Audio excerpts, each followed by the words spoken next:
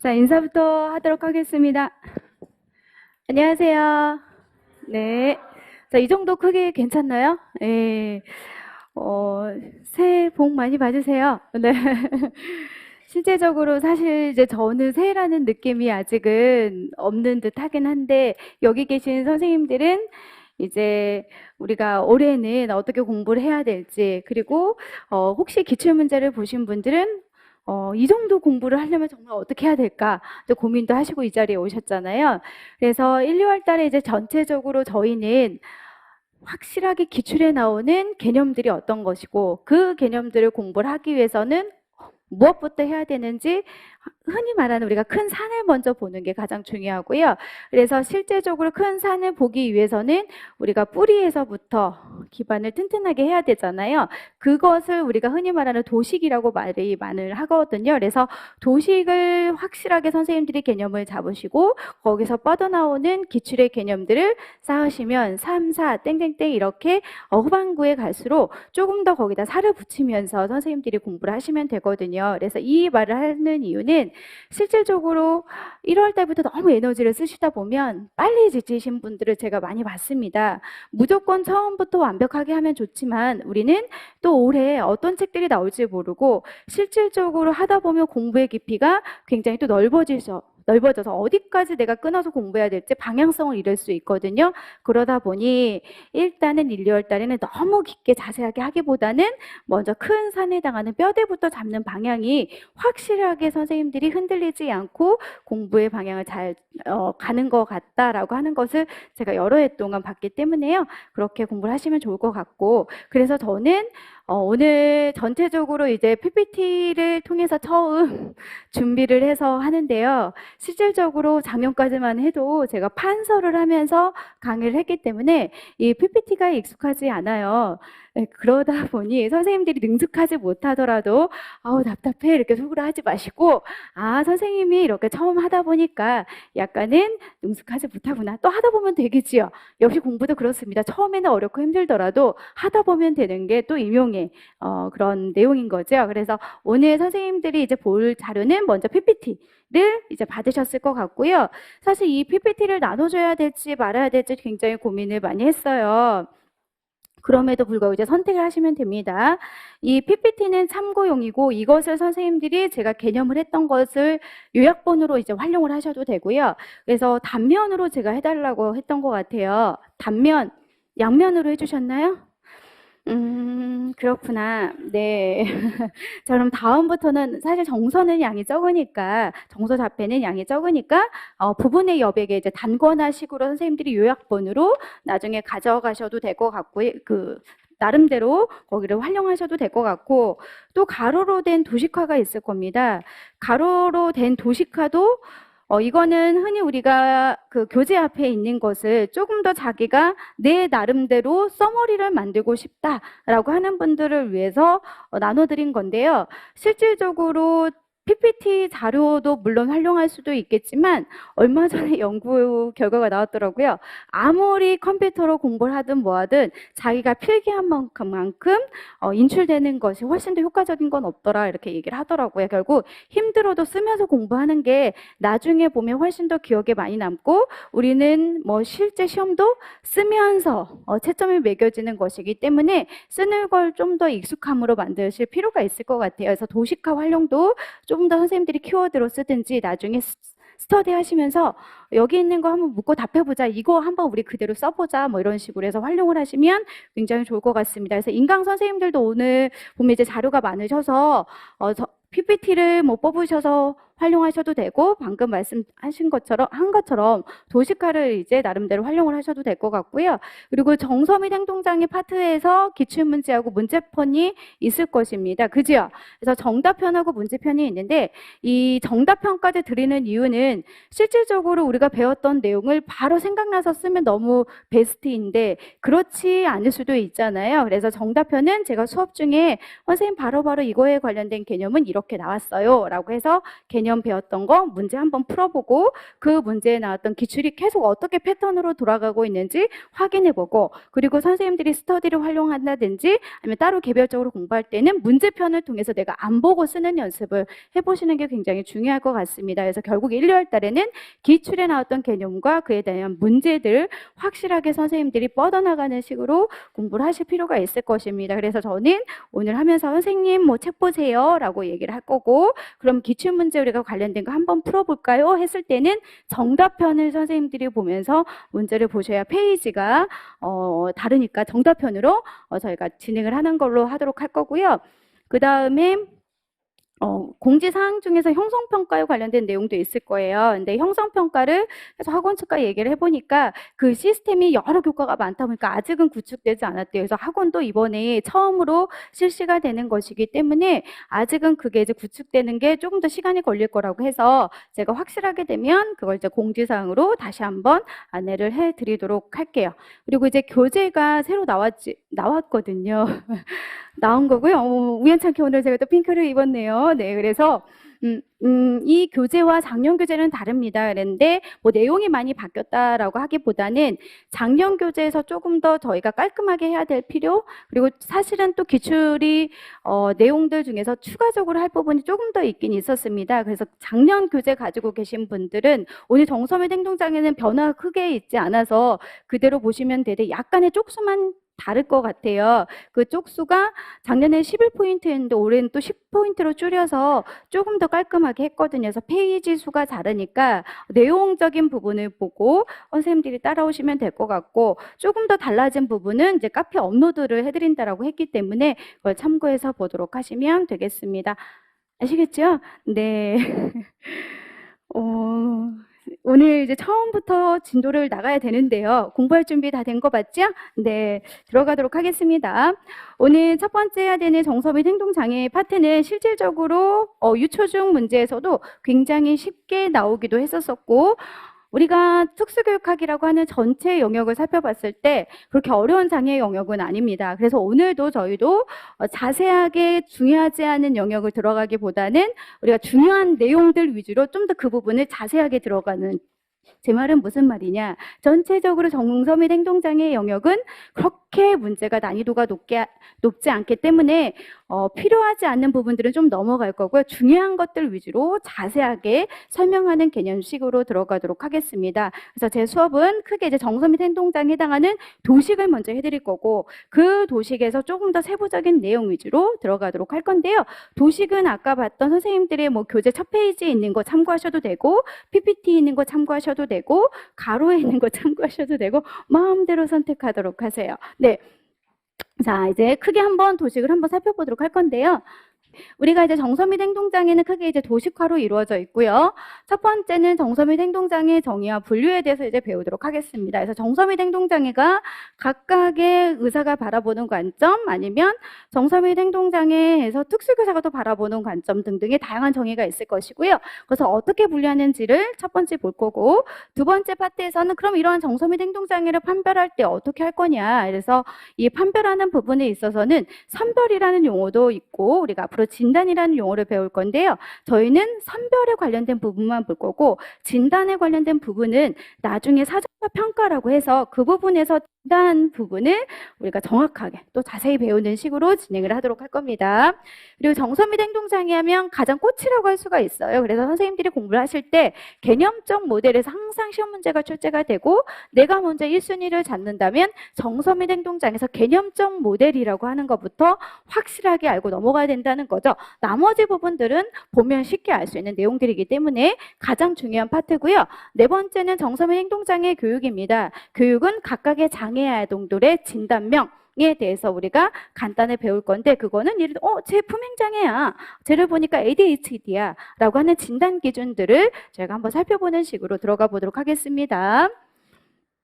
자, 그래서 이제 처음에 우리가 도식화 부분들, 우리가 4가지 파트를 해서 도식화를 살펴보도록 할 건데, 정서 및 행동장애 정의나 분류에서 살펴보고 있는 정의, 법적인 정의가 있다고 합니다. 그 법적인 정의는 우리 장애인 등에 대한 특수교육법이라고 하는 거 들어보셨죠? 올해 이제 아마 새로 여러 가지가 개정될 것 같은데 이 장애인 등에 대한 특수교육법은 나라에서 만든 법입니다. 그래서 나라에서 만든 법이기 때문에 정서및 행동장애는 이 법의 근거에 우리가 부합하는 아이들만 정서적 행동장애야라고 이제 부여되는 명칭인 거고요.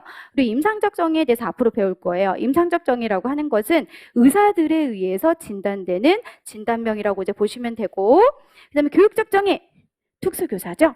특수교사가 보니까 이 아이는 정서적 행동장애를 볼 수 있어요? 아니에요. 라고 하는 판단에 의해서 저희가 배우도록 할 건데요. 이거는 이제 도식화니까 저희가 구체적인 내용은 이따 추후에 하도록 하고, 지금은 전체적인 거 정서 및 행동장애는 어떤 파트로 진행이 되는지 훑어보니까 너무 지금부터 쓰지 않아도 될 것 같습니다. 연필을 가지고 여러 가지 뭐 쓰시는 지금 선생님들의 모습을 보니까 열정이 대단합니다. 자, 한번 볼까요? 자, 이제 분류 부분을 한번 살펴보도록 할 건데요. 정의도 있고 이제 분류도 있습니다. 근데 사실은 이 정의와 분류가 책마다 좀 약간 달라요. 정의를 그냥 분류라고 보는 책들도 있거든요. 그런데 저희는 이렇게 편리상 나눈 이유는 시험 문제는 정의라고도 나오기도 하고 똑같은 용어인데 분류로 나오기도 하고, 그래서 우리는 똑같은 맥락이긴 하지만 분류라고 하는 측면에서 있는 책도 있으니 이렇게 이제 나눠본 거고요. 의학적 분류 아까서 봤던 뭐랑 똑같을까요? 임상적 정의랑 똑같은 말일 거고요. 교육적 분류는 아까 특수교사가 의해서 판단되는 정의도 있다라고 말씀을 드렸죠. 특수교사, 즉 교사들에 의해서 우리가 분류되는 것을 내재화야, 외원화야 라고 하는 관점으로 볼 건데요. 이 내재화라고 하는 내원화는 아이들 행동이 겉으로 드러나지 않는데요. 그래서 항상 슬퍼해요. 항상 불안해요. 외원화는요? 반대로 겉으로 드러나는 아이들의 행동이겠지요. 그래서 겉으로 드러나는 건 물건을 너무 자주 던져요. 친구들을 너무 자주 때려요. 뭐 이런 것들로 저희가 교사들에 의한 관점으로 해서 보도록 할 겁니다. 그래서 그에 따른 뭐 장점과 단점들에 대해서 크게 한번 이제 배우는 게 첫 번째 파트이고요. 그 다음에 아까 우리가 두 번째 파트는 뭘 본다고 했죠? 판별 절차라고 하는 부분을 본다고 했지요. 그래서 판별에 있어서는 우리가 선별도 있고 진단 두 가지가 있다고 했는데 선별 위주로 한번 살펴본다라고 했습니다. 그 선별이라고 하는 것은 이거 정서및 행동장애 긴 것 같기도 하고 아닌 것 같기도 하죠. 그러면 이걸 한 번만 보는 게 아니라 여러 번 아이들을 관찰하고 평가하는 거. 그래서 다관문 절차는 처음에 모든 학생 보다가 그 다음에 의심되는 학생 보다가 그 학생을 조금 더 우리가 좀 더 관찰하고 그 다음 평가하는, 이렇게 살펴보는 다관문 절차라고 하는 것을 한번 살펴보도록 할 겁니다. 아직까지는 시험 문제 한 번도 나오진 않았네요. 네. 그 다음에 한번 볼게요. 가장 중요한 뭐가 이제 우리가 배울 것 같아요? 개념적 모델이라고 하는 것을 배울 건데요. 이 개념적 모델은 사실은 선생님들이 아이고 사람이 아닌 것 같기도 한데, 자 일단은 개념적 모델이라고 하는 것을 이제 앞으로 배울 때에는 저희가 내적인 요인, 외적인 요인이라고 하는 걸로 구체적인 내용을 앞으로 배울 거예요. 그러면 이 내적인 요인과 외적인 요인이라고 하는 관점은 뭐냐면 정서 및 행동장애라고 판단된 이 아이는 원인이 이 아이 스스로의 문제가 있다라고 하는 관점을 앞으로 내적인 걸로 볼 거고요. 외적인 것은 아니야, 환경 때문에 이 아이가 정서 및 행동장애로 발전을 한 거야 라고 하는 관점이거든요. 그럼 이런 내적인 것 중에 첫 번째가 앞에 있는 여기는 신체 생리학적 모델이라고 하는 관점으로 볼 거예요. 그럼 신체 생리학적인 것은 뭐냐? 태어날 때부터 대부분 타고난 기질을 얘기하거든요. 예를 들어 너 왜 이렇게 민감해? 별일 아니잖아. 그럼 얘는 태어날 때 그냥 뭐예요? 다른 아이들 비해서 민감한 거예요. 그리고 너는 왜 이렇게 노래를 잘해? 태어날 때부터 얘는 그냥 뭐 한 거예요? 노래의 재능을 보인 거예요. 이런 것들을 우리가 기질적인 거라고 얘기할 거예요. 그러니까 결국 정서 및 행동장애는 태어날 때부터 약간은 다른 사람보다는 까다롭게 좀 태가 민감하기도 하고 환경에 적응하기도 못하고 그래서 막 공격적인 행동도 하고 이런 관점으로 보는 것을 우리가 배우도록 할 거고요. 그 다음 이제 앞으로 저희는 할 거고요. 그래서 너무 없어졌구나. 네, 그 다음에 이제 심리 역동적인 모델에 대해서 배울 건데, 심리 역동적인 모델은 결국 사랑입니다. 예. 아, 너무 분위기가 갑자기 싸해졌네요. 이런 얘기는 뭐냐? 결국 아이가 어렸을 때부터 부모한테 사랑을 가득 우리가 받아야 돼요. 그래서 항상 사랑해, 사랑해 얘기도 해줘야 되고 애정을 듬뿍 줘야 되는데 그때 적절한 시기에 사랑을 받지 못한 아이들은요, 겉으로 여러 가지 드러나는 공격적인 행동들이 있을 수 있대요. 그래서 이렇게 사랑을 받지 못하는 아이들은 그때 채워지지 않는 욕구로 인해서 화도 잘 내고 분노를 참지 못하고 이러한 것들이 성격이 나타나는 걸 대부분 심리 역동적인 모델이라고 하는 관점에서 원인도 배울 거고 중재의 관점에서 저희가 배우도록 할 거예요. 그 다음 저희가 세 번째 관점에서는 인지적 모델이라고 하는 관점을 배울 건데요. 인지적이라고 하는 것은 결국 뇌와 연결되는 생각, 사고라고 하는 것으로 우리가 앞으로 배우도록 할 겁니다. 그러면 인지에 관련된 생각, 사고. 다른 사람들이 보는 행동들을 보고 부적절한 걸 하면 우리는 어떻게 해야 돼요? 저렇게 하면 안 되겠구나라고 생각해야 되는데, 저렇게 하면 되겠구나 라고 생각하는 이런 관점도 있을 것이고, 아니면 이 아이에게 땡땡아, 나 너한테 뭐 예를 들어 나도 좀 줘, 먹을 거 맛있는 거 나도 좀 줘, 이렇게 했어요. 싫어. 그럼 이때 우리는 뭐 해야 돼요? 나 먹고 싶어. 이렇게 여러 가지 방법들을 생각해야 되잖아요. 그죠? 근데 다양한 생각을 하지 못해요. 이런 것들을 우리는 인지적 모델의 대표적인 원인으로 우리가 여러 가지를 한번 살펴보도록 할 겁니다. 그렇게 해서 해결할 수 있는 다양한 중재 방법들을 볼 건데, 앞에서 얘기했던 기질적인 거, 그리고 우리가 흔히 말하는 그 시기에 받아야 되는 사랑, 그리고 여기 있는 생각하는 사고는 다 누구의 문제일까요? 아이의 문제겠죠? 그래서 이런 아이의 문제에서 내적인 원인의 대표적인 걸 이 세 가지로 얘기할 수 있다는 것. 아시겠죠? 자, 그래서 이런 인지적 모델에 대해서 배우도록 할 거고요. 그 다음 행동주의 모델이라고 하는 게 있습니다. 하고 소리 질렀어요. 저 쳐잡았죠? 예, 이게 우리 아이들은요, 하고 수업 시간에 소리 질렀더니 다른 사람들이 쳐다봐 줬대요. 이게 뭘까요? 부적절한 행동을 배운 거거든요. 그죠? 하니까 나한테 쳐다보네, 관심을 주네? 이런 부적절한 행동들을 우리가 아이들이 학습을 해서 계속 수업 시간에 자리도 뜨고요, 소리도 지르고 이러한 문제 행동들이 일어난다라고 해요. 그걸 우리는 대표적인 행동주의라고 하는 것으로 설명할 수 있거든요. 그래서 부적절한 학습에 기이한 것은 우리 행동주의, 즉 환경과 관련된 대표적인 거라고 하고요. 사실 우리가 오늘 이 행동주의 모델에 대해서 공부를 할 때에는 다음 주 정도에 흔히 말하는 행동수정, 응용행동 분석, 긍정적 행동지원이라고 하는 것을 들어봤을 거예요. 들어보셨죠? 우리가 학부 때 아니면 지금 이제 공부하고 있는 선생님들 중에서도 가장 많이 양이 많고 어려운 파트라고 생각을 하실 건데 실제 임용에서도 굉장히 양이 많고요. 중요한 부분이기도 하고 20학년도 문제를 쭉 보신 분들도 진짜 실제 시험 문제에서 많이 출제가 됐다라고 하는 걸 느낄 정도로 굉장히 양이 많기 때문에 저희는 여기서는 간단하게 넘어갈 거고 그때 부수적인 내용은 파트를 따로 해서 자세히 배우는 형식으로 들어가도록 할 겁니다. 아시겠죠? 그래서 우리는 이 행동주의 모델은 간단한 언급이지만 나중에 다음 주에 행동수정 플러스 응용행동 분석, 긍정적 행동전을 한꺼번에 파트로 해서 문제행동 중재어 이해라고 하는 세 번째 단원에서 배우도록 할 거라는 거 아시겠죠? 자, 네 번째, 여기는 다섯 번째는 생태학적 모델이라고 보시면 되겠는데요. 생태학적인 모델, 생태라고 하는 용어 많이 들었죠? 생태 이꼬르 결국 또 우리가 가장 많이 들어보는 환경과 연결할 수 있는데요. 그럼 이 아이는 태어날 때는 아무런 문제가 없었다는 겁니다. 태어나서 아무런 문제가 없었는데 부모가 아이를 쭉 자라면서 훈육하는 방식, 그리고 이 아이에게 주는 애착에 관련된 부분들, 태어났으면 아까처럼 뭐 정서및 행동장애 심리와 약간 연결될 수도 있는데요. 사랑을 정말 많이 주고 사랑을 주는 대신 어떻게 해야 될까요? 적절하게 훈육도 시켜야 되는 거거든요. 그죠? 양육을 잘해야 돼요.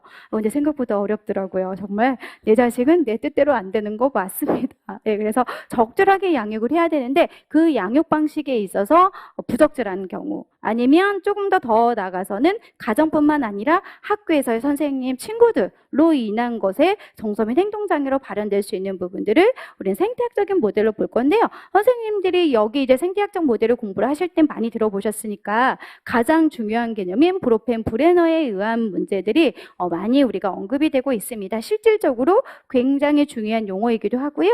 이제 유아특 선생님들은 일반 유아에서 굉장히 중요하게 배울 것이고, 그 다음에 중등 선생님들 같은 경우는 또 교육학에서 배울 것이고, 초등 특수 하시는 분들은 일반 초등에서도 또 여러 번 언급되는 그 정도 중요한 용어다라고 이제 보시면 되겠습니다. 그래서 세 번째 파트는 전체적으로 자세하게 나가지는 않았지만 결국 정서 및 행동장애라고 하는 이 명칭을 부여받은 아이들을 사람마다, 즉 학자마다 관점이 굉장히 다양하구나.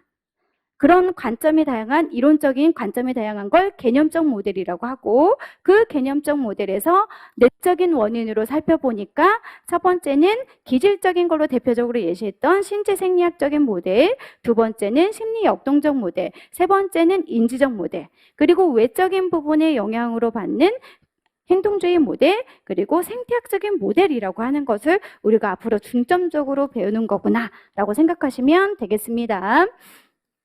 그리고 이제 보시면 뭐 유초, 중등 뭐 이렇게 써있죠? 이게 다 뭐예요? 기출문제 나왔다는 표시거든요. 그래서 기출문제가 가장 많이 이렇게 쭉쭉쭉 많아요. 그럼 뭐예요? 거기가 진짜 중요한 거구나. 그 부분부터 우선순위로 공부해야 되겠다. 이렇게 해서 공부를 효율적으로 하는 방법들을 생각하시면 될 것 같습니다. 그리고 네 번째는 정서 및 행동장애 교육이라고 해서 저희가 불안장애부터 들어가도록 할 건데요. 실질적으로 불안장애 보면 여러 가지가 있는데 올해 중등에 시험 문제 나왔던 범불안장애라고 하는 것도 있는데요. 각각을 우리가 뭐 지금은 자세히 배우진 않지만 결국 불안이라고 하는 것은 우리가 겉으로 드러나기보다는 끊임없이 걱정하거나 아니면 우리가 실제적으로 갑자기 얼굴이 빨개지면서 심장이 멎을 것 같고 이런 공포를 느끼거나 이런 것들을 얘기를 하거든요. 그래서 이러한 불안장애에 관련된 부분도 배울 거고 대표적인 중재 전략도 연결할 건데요. 앞으로 사실 이 중재 전략들은 다 어디랑 연결될 수 있을까요?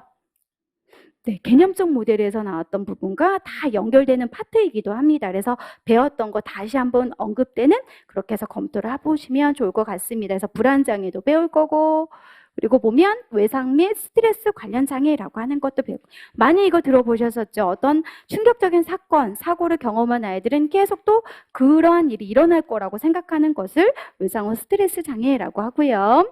그다음에 강박 및 충동 관련 장애라고 하는데 흔히 이렇게 강박 장애. 그래서 내가 원하는 내가 놓은 물건이 그 위치에 똑같이 있어야 되고 그리고 아니면 나는 내가 만약에 길을 걷다가 교통사고가 나서 그럼 난 죽을지도 몰라. 정말 비합리적인 생각만 지속적으로 하고 이런 것들을 우리가 강박장애라고 하는 용어를 씁니다. 그리고 기초신체기능장애라고 하는 것이 있는데요. 저희는 이걸 자세히 배우지는 않을 겁니다. 왜 그럴까요? 여기에서 보시면 이건 큰 틀인 거고 이 부분에서는 시험 문제가 한 번도 나오진 않았어요. 그래서 실제적으로 용어 정도만 저희가 체크를 하는 방식으로 들어가도록 할 거고 그 다음에 우울장애라고 하는 것이 있습니다. 최근에 이제 우울장애 많이 언급이 되기도 하는데요.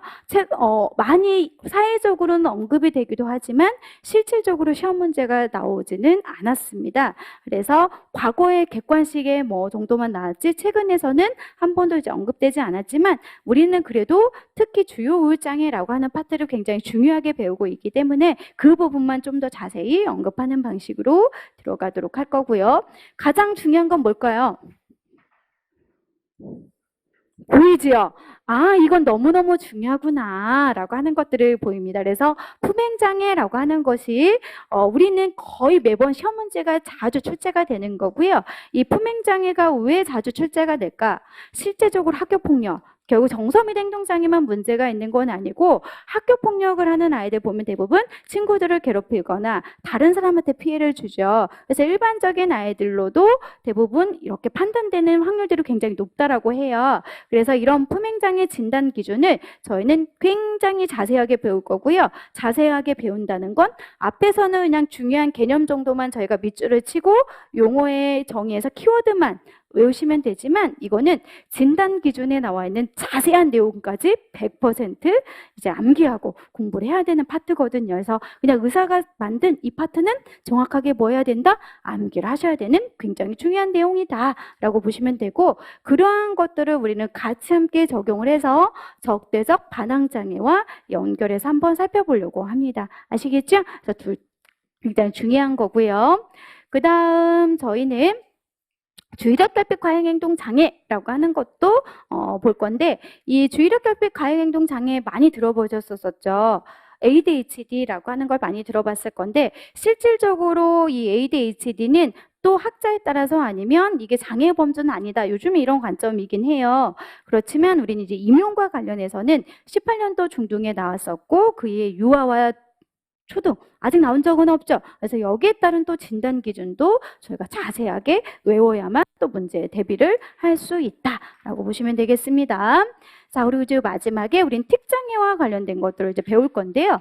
특장애와 기타인데 특히 이제 특장애라고 하는 것을 보시면 일반적으로 이게 실제 선생님들이 경험을 해보신 분들도 있을 것이죠. 즉 예를 들어 실습을 가시거나 뭐 봉사활동 가시면 아이가 이렇게 갑자기 막 소리 내는 애들인데 그게 지속적으로 이런 거 이제 음성틱이라고 할 거고요. 눈을 계속 깜빡여요.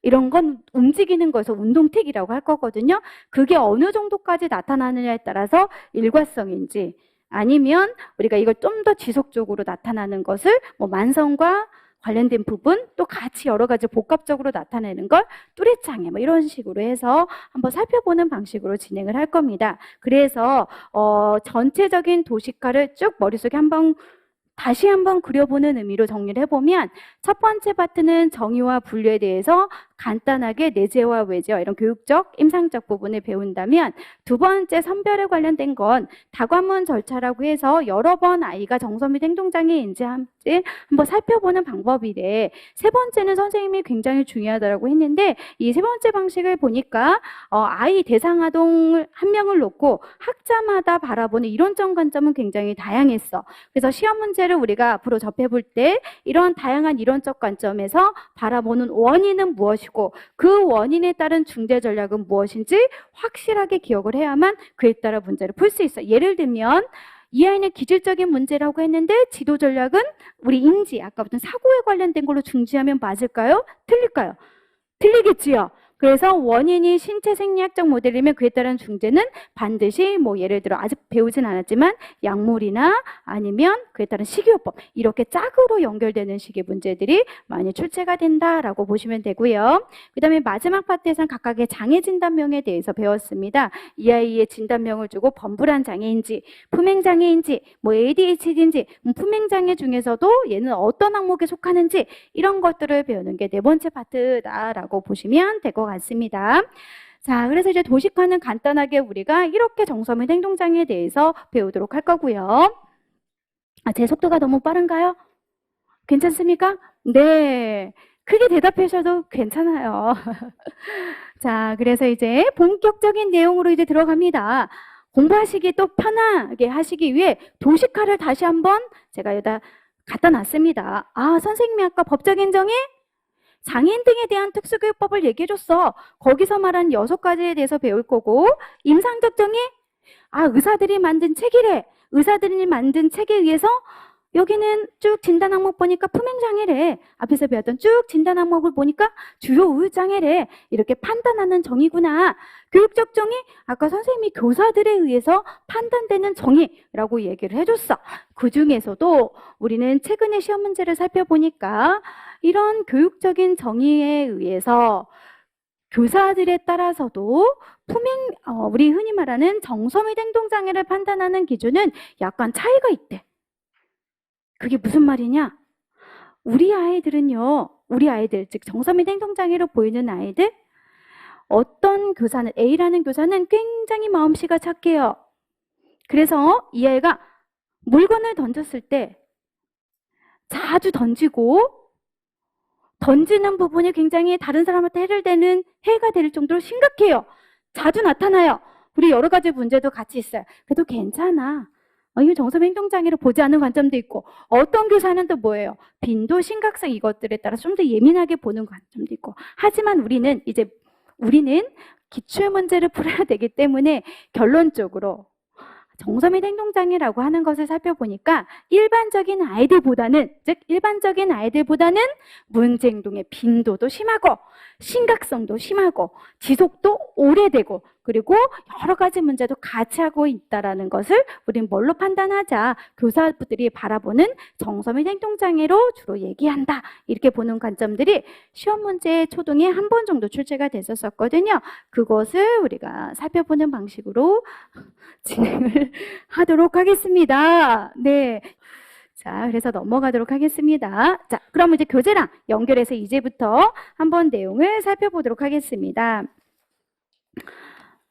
선생님들이 보시면 페이지 20쪽이고요. 그리고 이제 작년 책을 혹시 가지고 계신 분들은 정서 및 행동장애 정의 및 분류라고 하는 측면의 제목에 따라서 내용을 같이 한번 봐주시면 되겠습니다. 법적 정의 찾으셨나요? 네, 법적 정의. 장애인 등에 대한 특수교육법 보니까 몇 가지가 있어요? 6가지가 있죠. 이 6가지를 당연히 기본적으로 암기를 다 하십니다. 그래서 이제 살펴보면 지적, 감각적, 건강상의 이유로 설명할 수 없는 학습상의 어려움을 지녔대요. 결국 얘는 지적으로도 아무런 문제가 없어. 시각, 청각 아무것도 없어. 얘 아픈 데도 없어. 근데 왠지 뭐가 돼요? 다른 사람한테 공격 행동도 하고 슬퍼 보이기도 하고 이러한 것들이 나타나는 아이들을 우리가 정서 및 행동장애로 하자라고 하는 첫 번째 항목이 있고요. 두 번째, 또래나 교사와의 대인관계에 어려움이 있어 학습의 어려움을 겪는 사람이다 라고 나와 있습니다. 결국 대인관계에 어려움을 보이는 아이들이고요. 세 번째, 일반적인 상황에서 부적절한 행동이나 감정을 나타내어 학습에 어려움이 있는 사람이래요. 우리가 수업 시간에 이렇게 조용히 하고 있습니다. 근데 하고 소리 질러요. 분노가 화가 나서 화를 참지 못해요. 이러한 부적절한 행동을 하는 아이들도 될 수 있다는 거죠. 자, 그다음 네 번째, 전반적인 불행감이나 우울증을 나타내어 학습에 어려움이 있는 사람. 그 다음 학교나 개인 문제와 관련된 신체적인 통증이나 공포를 나타내어 학습에 어려움이 있는 사람. 그래서 굉장히 포괄적이지요. 그래서 이 5가지에 관련된 것들을 지금은 아니더라도 나중에 보면 점차적으로 다 암기가 되어 있을 것입니다. 그래서 앞으로 이제 법적인 정의 이런 거 나오죠? 그러면 정서 및 행동장애뿐만 아니라 자폐 그리고 지적장애 등등 나오는 정의는 기본적으로 선생님들이 다 암기를 하셔야 된다라고 보시면 되겠지요. 자, 그리고 이제 법적 정의라고 하는 것 6가지를 살펴봤으니 임상적 정의 DSM-5. 그래서 항상 시험 문제를 보면 우리는 이제 어떻게 주어질 것이다? DSM-5 진단 준거에 근거하여 라고 하는 용어를 굉장히 많이 살펴볼 것이다. 실제적으로 얘는 정신과 의사들이 펼쳐낸 즉 편찬된 책이라고 보시면 되죠. 그 책이 여러 번 나왔대요. 그 중에 5번째 책을 우리가 진단 준거에 근거한 진단명을 배우는 거구나. 그래서 간단하게 보시면 내용 볼게요. 20조. 정신건강 전문가들이 정신장애의 진단이라는 임상적 목적을 가지고 진단책에 명시한 정의, 결국 의사들의 판단에 의한 진단명 이렇게 보시면 될 것 같습니다. 자, 교육적 정의 한번 살펴볼까요? 정서행동장애의 교육적 정의란 교육 전문가, 그럼 교육 전문가는 누가 될까요? 대부분 교사들이 될 수 있다는 거죠. 선생님들. 그래서 교사들이 정서행동 중재와 예방, 동그라미 한번 해볼까요? 중재. 이거는 사실 많이 학부에서 들어봤을 거예요. 우리는 흔히 아이들을, 일반적인 아이들이 교육한다라고 하지만 우리는 특수교육 대상자라든지 아니면 장애 학생들을 중재한다 이런 표현을 쓰죠. 결국 가르치고 교육하는 것의 의미를 중재라고 하지요. 자, 그래서 정서 및 행동장애 아이들을 가르치는 중재와 필요하다면 뭐예요? 문제행동이 일어나지 않게 예방하는 것, 이러한 것들을 얘기할 수 있는데요. 나중에 저희가 이 부분은 어디랑 또 확실하게 연결해서 공부할 때 편하시냐면 세 번째 파트인 문제행동 중재와 이해라고 해서 행동주의에 관련된 부분 제가 설명드리면서 아이들의 내용들의 행동 부분은 굉장히 중요하기 때문에 이 파트를 따로 할 거라고 했죠. 거기서 보면 문제행동을 예방하는 거, 중재하는 것들이 굉장히 많이 나올 겁니다. 그 부분들은 대부분 누가 해요? 의사들이 아니고 교사들이 먼저 하겠지요. 그래서 교사들이 아이들을 중재하거나 예방하는 것들로 우리가 정의를 설명하고 있는 목적이 교육적 정의 이렇게 보시면 되겠습니다. 자, 그 다음에 21쪽 한번 볼까요? 21쪽 보시면 개념적 정의에 대한 생태학적 관점이라고 하는 것이 있는데 이거 아까 어디서 봤어요? 네, 도식에서 아까 봤죠? 예, 이게 아까 시험 문제 출제가 됐다고 했거든요. 그래서 교사의 폭력에 따라서 얘는 정서민 행동장애야 라고 판단하는 것을 우리가 네 가지로 물어본다면 이걸 보시면 되죠. 아, 다른 아이들 보니까 문제행동 빈도가 뭐한다? 잦다. 많이 나타난다. 심각하다. 심각하다라는 건 강도가 세다는 거죠. 예를 들어서 이렇게 던지는 것은 맞아도 덜 괜찮지만 예를 들어서 돌을 던져요. 그럼 뭐가 돼요? 강도가 되게 센 거잖아요. 그죠? 이러한 것들로 쉽게 예를 들어 설명해 드렸고 지속 시간도 굉장히 길게 나타나고 여러 가지 문제도 같이 나타나는 복합성을 가지고 있대요. 그래서 일반적인 아이들보다 이게 있구나. 근데 여기서 이제 한 가지 센스가 필요합니다. 그 센스는 뭐냐? 책마다 약간 다르기 때문에요. 문제행동 교사들의 판단에 의해서 정서민 행동장애로 나타날 때 만약에 세 가지를 써라. 일반적인 아이들보다 차이가 나는 거 세 가지를 써라. 라고 했을 때는 여기 나오는 복합성은 또 빼시면 되거든요. 그래서 네 가지로 물어볼 때는 복합성을 추가하시면 되고요. 세 가지로 물어볼 때는 빈도, 심각성, 얘를 또 다른 말로 강도라고도 표현을 해요. 지속시간이라고 하는 것으로 선생님들이 찾으시면 되고 실제 기출문제는 세 가지로 해서 물어보는 게 문제로 출제가 됐습니다. 그런데 만약에 뭐라고요? 네 가지로 물어본다면 복합성이라고 하는 것까지 같이 추가적으로 해주시면 돼요. 선생님들 보니까 볼펜 해가지고 잘 쓰시네요. 예, 열심히 잘 쓰고 계시는데 제가 미리 말씀을 드릴 거 그랬습니다. 보니까요, 색볼펜으로 여러 가지 자기 나름대로 굉장히 글씨를 잘 쓰시고 정리를 잘 하시는 분들이 많더라고요. 근데 이제 개인적으로 추천하는 방법은 중요한 건 별표 빨간색, 하는 건 파란색. 그래서 나중에 그 부분만 계속 어떻게 하면 돼요? 그것들 위주로 돌리면 된다는 거죠. 그래서 무조건 선생님들이 처음부터 끝까지 공부하는 것도 중요하지만 계속 우리는 1년 동안 합격을 하기 위해서는 효율적인 부분도 필요하니까 제 말은 100%는 아닙니다. 그냥 필요한 선생님들은 혹시 어려우면 중요한 것은 내 나름대로 빨간색, 파란색에서 펜들을 잘 활용하시면 돼요. 아시겠죠? 예, 그냥 그렇게 하면 나중에 잘 보인다고 하더라고요. 근데 이것은 대부분 남자 선생님들이 훨씬 더 효과적으로 사용하면 훨씬 더 좋다. 왜냐 여자 선생님들은 그런 거 말 안 해도요 잘해요. 네, 근데 남자 선생님들은 사실 그런 거 개념이 잘 없습니다. 그냥 빨간색이든 뭐도 그냥 주워서 옆에 있는 거 해서 쓰고 또 나중에 또 다른 거 이렇게 하시고 하거든요. 그래서 혹시나 내가 성격상 이런 게 좀 부담스러운 부분은 그냥 중요한 건 뭘로 하자 아니면 뭐 쓰는 것은 뭘로 하자라고 정하셔서 하셔도 도움이 될 것 같습니다. 자, 그러면 우리가 배웠던 이 정서및 행동장애라고 하는 것의 6가지 법적인 정의, 인상적, 중재와 예방적인 측면에서의 교사에 관련된 관점을 지금 배웠고요. 저희는 이제 두 번째, 정서및 행동장애 분류라고 하는 측면을 배우려고 해요. 아까 선생님이 정서및 행동장애 정의나 분류는 사실 같은 맥락이라고 했는데 실질적으로 이거를 나눠서 보는 이유는 정의로 물어볼 수도 있고 분류로 물어볼 수 있다. 근데 실제 시험 문제는 분류로 물어보는 경우가 더 많았기 때문에 우리는 나눠서 지금 본다는 거지요. 그래서 의학적 분류 아까 선생님들이 말씀하신 것처럼 뭐랑 똑같다고 보시면 될까요? DSM-5에 해당하는 진단 기준이라고 보시면 되겠습니다. 자, 그리고 교육적 분류 아까 말했던 무엇과 똑같다. 중재와 예방과 관련된 교육적 정의라고 하는 것과 똑같은 맥락이구나 라고 보시면 되고요. 선생님 일단 먼저 설명해 드리고 개념 이렇게 또 보고 할게요. 그래서 똑같은 맥락이긴 한데 우리는 이거를 굳이 분류하자면 몇 가지가 있다? 2가지. 내재화라고 하는 것과 외원화. 여기서 이제 시험 문제가 자주 나옵니다. 그래서 교육적 정의, 교육적 분류하면 무조건 뭘 물어보더라? 외원화냐, 내재화냐 이런 걸 물어보거든요. 그러면 내재화, 내현화. 이 아이는 수시로 우울한 감정을 가지고 있대. 불안한 감정을 가지고 있대. 라고 하는 것으로 생각하면 되고요. 등 보시면 되고요. 외원화 같은 경우는 행동이 겉으로 드러나는 거죠. 그럼 뭐가 주로 나올까요? 공격 행동, 그리고 예를 들어서 자리를 자주 이탈하는 등등의 이게 이런 대표적인 특징적인 거라고 보시면 될 것 같습니다. 그러면 우리는 내원화라고 하는 것은 우울, 불안이라고 했기 때문에 다른 표현으로는 자기가 감정이 화나면 나 화났어. 아니면 나 지금 너무 슬퍼. 이렇게 표현을 해야 되는데요. 계속 뭐예요? 꾹꾹 참고 있잖아요.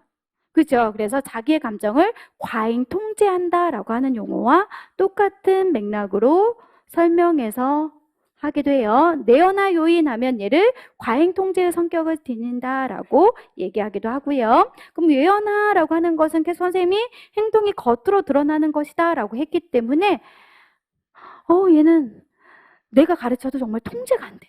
이런 얘기 많이 또 들어보셨나요? 네, 통제가 결여됐다라고 하는 용어로도 쓰이기도 합니다. 자, 그래서 이러한 것들의 개념들을 저희가 책과 연결해서 한번 살펴보도록 할게요. 페이지 21쪽 의학적 분류에 의한 것은 아까 선생님이 말했던 DSM-5 이렇게 보시면 되고요. 교육적 분류. 근데 교육적 분류라고 하는 옆에 보니까 가로로 뭘로도 되어 있어요. 행동적 차원의 분류라고도 되어 있죠. 실제 강론을 보면 더 많아요. 범주적 분류 뭐 이렇게 왜 표현하기도 하고요. 경험적 분류 이렇게 얘기하기도 해요. 그런데 시험 문제는 주로 여기는 두 가지로 나왔어요. 교육적 분류 중에 한 가지를 쓰시오. 아니면 행동 차원적 분류에서 내연화와 외연화에 관련된 그래서 이 두 가지가 기출 용어이기 때문에 저희는 여기다 두 가지 정도만 실었습니다. 그 외에 강론을 보신 즉 정서및 행동장애 이성봉 아니면 박명애 교수님 녹색 뭐 이렇게 공부하신 분 계시죠? 네, 그 책으로 아닌가요? 네.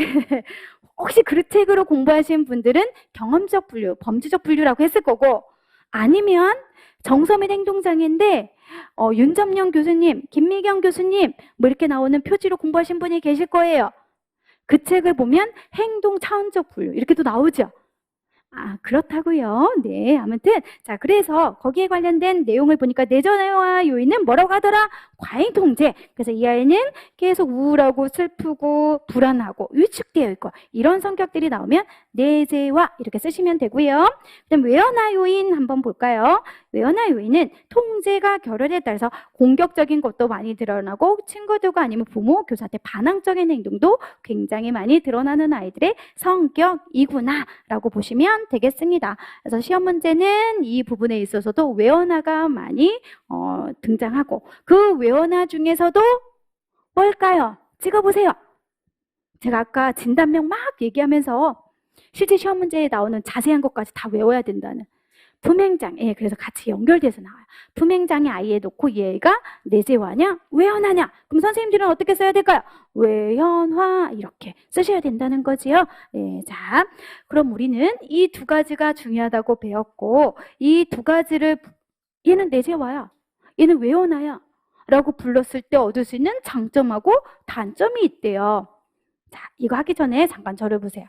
선생님 제가 품행장애라고 하는 것과 얘는 외연화야라고 하는 거 차이인 거거든요. 품행장애는 의사들이 만들어준 진단 기준에 의해서 얘는 품행장애라고 책 보고 품행장애입니다. 이렇게 얘기한 거고 우리는 그렇게 표현하지 않아요.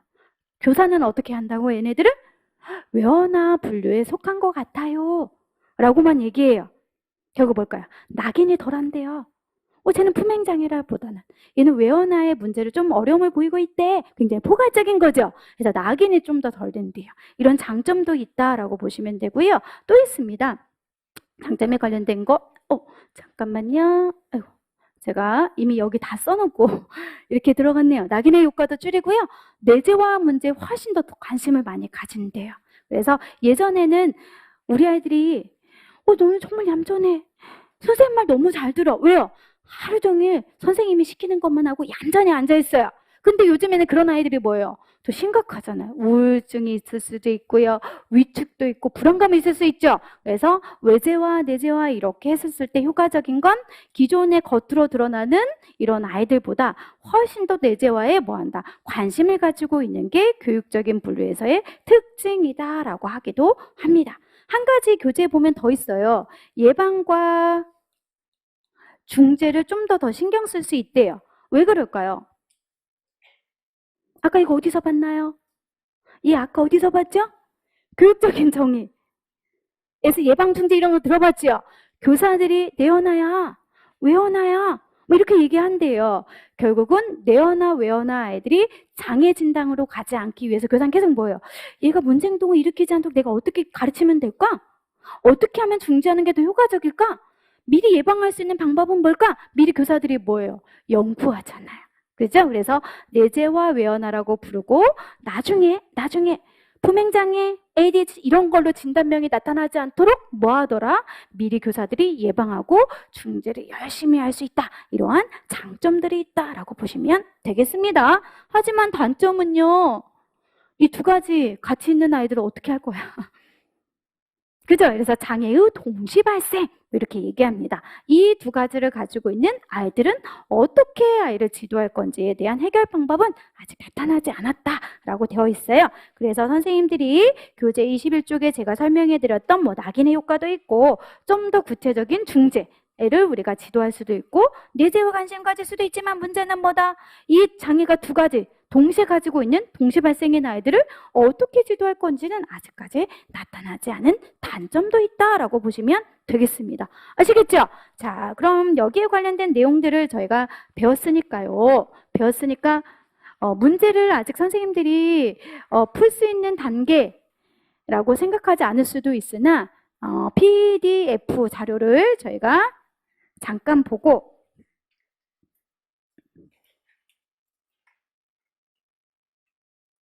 하다 보면 이런 방식으로 문제가 나올 수 있겠구나라고 하는 거 흐름을 잡을 수 있을 것 같아요.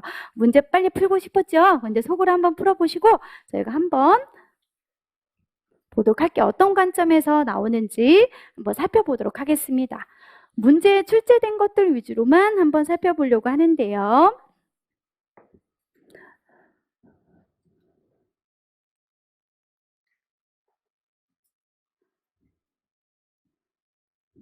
자, 여기 뭐 들어갈 것 같아요? 아까 선생님이 얘기했던 교사 포용력에 따라서 빈도, 심각성, 강도 뭘 것 같아요? 맞아요. 지속시간. 그래서 이러한 지속시간이라고 하는 것으로 해서 설명하기도 해요. 그래서 이렇게 해서 세 가지로 보기도 하고 만약에 종합적으로 고려해요 라고 하는 것을 이중적으로 해석하더라고요.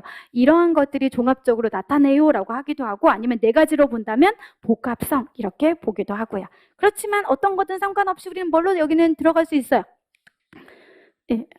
호응해 줄 줄 알았습니다. 지속시간이라고 이렇게 해서 볼 수 있도록 선생님들이 이제 보시면 되고요. 아직 여기까지는 배우지 않았기 때문에 저희는 따로 하진 않을 거예요. 이러한 것들은 나중에 선생님들이 기억에 들어갈 말 아까 지속시간 했고요. 니은에 들어갈 말 이거는 우리가 문제행동 파트에서 배우는 영역이 섞인 거거든요. 아직 안 배웠잖아요. 그래서 저희는 1, 2월 달에는 각각 파트에서 배웠던 것들만. 그래서 여기 정답 보면 배운 것도 있고 배우지 않는 것도 있고 그래서 배웠던 것들 위주로 진행을 하려고 해요. 이 여기 있는 부분도 궁금하죠? 네, 궁금하지만 지금 배우면 또 혼란스러울까봐 다음에 또 똑같은 문제가 어디에 있을까요? 문제행동 파트 얘 때문에 또 있겠죠? 네, 그렇게 해서 계속 우리는 해당하는 내용들 위주로 보도록 할 겁니다. 아시겠죠? 자, 그래서 우리가 정의에서 나왔던 문제 한번 풀어봤고요. 그 다음에 한번 또 문제 한번 보도록 할게요. 아직 배우진 않았지만 18년도 초등에는 이런 문제가 있었대요. 친구들을 자주 때리고 물건을 집어던졌대요. 그리고 교사의 지시에 대해서 소리도 지르고 거친 말도 했대요. 반항했다는 얘기죠. 그 다음 수업 시작 종이 울려도 계속 앉지 않고 돌아다녔대요. 딱 보자마자 교육적 분류 뭘까요? 외워놔 이런 게 떠오르지요. 그래서 실제 시험 문제도 보니까 여기 한번 볼까요? 가는 정서 및 행동장애 이분하는 교육적 분류 중 어느 유형에 해당하는지 쓰시오 라고 하는 걸로 문제가 출제가 됐습니다. 그래서 저희는 외워놔라고 쓰셔도 되고 외재화라고 하는 것으로 쓰셔도 되고 이런 문제가 출제가 됐죠. 그래서 생각보다 우리가 지금 배웠던 내용들이 지금까진 어렵진 않죠? 예, 그래서 저희는 잠깐 PDF는 하고 그래서 딱 딱 두 문제 한번 풀어봤습니다. 그런데 이제 선생님들은 제가 13년도부터 20학년도까지 나왔던 서답형 문제만 위주로 제가 지금 수업 중에 해드리는 거고요. 나중에 3월 달부터는 객관식에 해당하는 문제들도 쭉 분석을 하셔야 되거든요. 그럼 객관식이라고 하는 건 09년대부터 13년도 정도까지는 1, 2, 3차까지 또 임용이 있었던 때가 있었어요. 그때 문제까지 이제 나중에 보시면 훨씬 더 많은 내용들이 기출에 더 많이 담겨 있다. 우리는 서답형으로 보니 간단하게 이렇게 용어 정도 쓰는 게 나왔었고, 중간에 부분에 보시면 유아, 뭐 초등 이런 표시를 해줬거든요. 뭐 그 선생님들이 공부하실 때 난 유아니까 유아, 초등이니까 초등 이렇게만 보는 건 절대 안 되지요. 우리는 항상 뭐다? 유초중 상관없이 교수님들이 유아 교수님이 중등에 들어갈 수도 있고 중등 교수님이 초등에 들어가고 실제 그러지요. 그래서 항상 우리는 기출문제 분석할 때 구분하지 마시고 전체적으로 다 분석을 해야 된다라고 하는 거 꼭 숙지하시고, 지금 배웠던 첫 번째 시간에서는 정의와 분류라고 하는 것에 관련된 걸 지금 배운 것이기 때문에 간단하게 지겹지만 도식을 하고 저희가 10분 정도 쉬었다가 그 다음 내용 들어가려고 해요. 자, 머릿속에 한번 기억을 해보자. 정서빈 행동장애 정의, 먼저 법적인 거 6개가 있었대. 그 6개의 지적에서부터 학교나 개인적인 문제에 의해서 신체적인 통증이나 공포를 느끼는 그 항목에 관련된 것까지 일단 선생님이 외워야 된다라고 했고, 의학적인 정의, 이꼬르 임상적인 정의 같은 말이긴 한데 결국 의사들에 의한 판단한 진단명이래. 항상 머릿속에 DSM-5라고 하는 것을 기억을 하시고요. 때에 따라서 저희가 문제를 풀 때에는 DSM-4TR 이런 것도 볼 거예요. 그러면 우리는 4TR은 5 개정되기 이전에 임용은 이렇게 나왔구나 라고 하는 걸로 생각하시면서 문제 푸시면 되고요. 그 다음 교육적 분류, 정의. 같은 맥락이긴 하지만 정의로 볼 때는 결국 교사들이 많은 가르침과 중재와 문제 행동을 미리 예방할 수 있다라고 하는 관점에서 정의를 내리는 것이 훨씬 더 교사 입장에서 보는 관점이래. 그렇다면 우리는 이 중에서도 분류라고 하는 차원에서는 교사들에 의한 교육적 분류를 너무너무 선생님이 중요하다고 했어. 지금 이 장면에서는.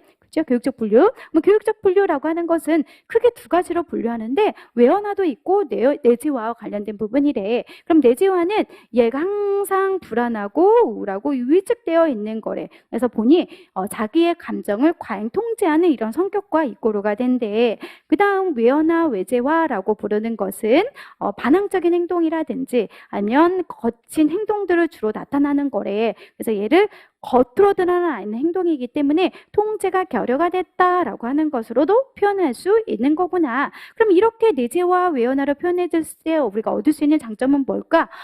낙인이 줄어든대. 그 다음 두 번째는 기존의 내재화에도 훨씬 더 우리가 외연화만 관심을 가졌던 것보다 내재화의 아이에게 훨씬 더 관심도 많이 가졌고, 실제적으로 아이를 지도하기 위해서는 교사가 구체적인 중재, 예방 이런 거 굉장히 많이 연구할 수 있는 장점도 있을 수 있대. 그럼 단점은 뭐래?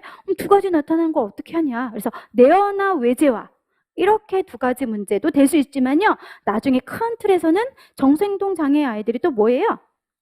지적장애라든지 또 다른 장애를 또 같이 가질 수도 있잖아요. 그죠? 다른 장애랑 두 가지 나타날 수도 있겠지요. 그런 것들은 다 장애의 동시 발생이라고 하는 용어도 쓰기도 하더라라고 보시면 되겠습니다. 자, 여기까지 할 거고요. 저희는 10분 정도 쉬었다가 다시 들어갈 건데, 혹시 배우진 않았지만 미리미리 문제 풀고 싶은 선생님들은 한 번씩 풀어보시고, 그리고 문제편은 이제 나중에 따로 한번 풀어보면 그땐 지금 들을 땐 알 것 같거든요. 근데 실제 제가 설명 없이 한번 풀어보시면 생각보다 잘 안 써질 거예요. 꼭 한번 복습을 다시 한번 해보셔야 됩니다. 얼른 쉬도록 하세요. 네.